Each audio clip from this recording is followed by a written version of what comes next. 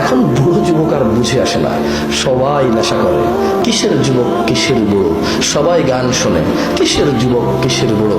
শুনুন, আপনারা আহলুল মুনাফিকদের ফাঁদে পা দিবেন না।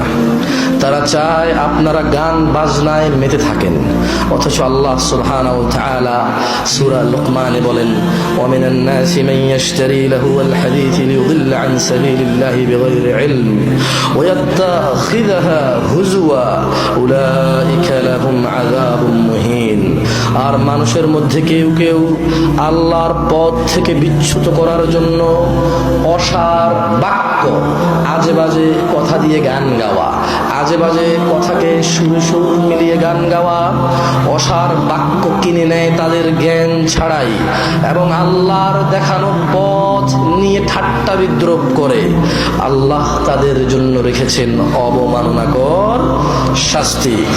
রাসূলুল্লাহ সাল্লাল্লাহু আলাইহি ওয়াসাল্লাম বলেন, আমার উম্মতের কিছু লোক মদের নাম পাল্টিয়ে তা পান করবে।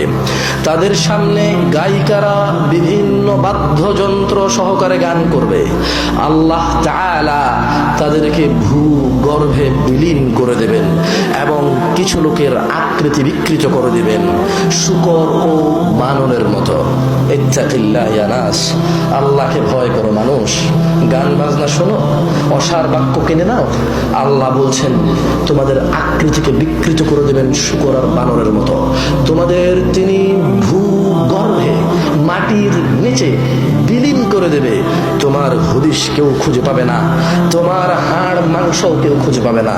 তিনি আল্লাহ যাকে বিলীন করে তার কোনো অস্তিত্বই পৃথিবীতে আর থাকে না।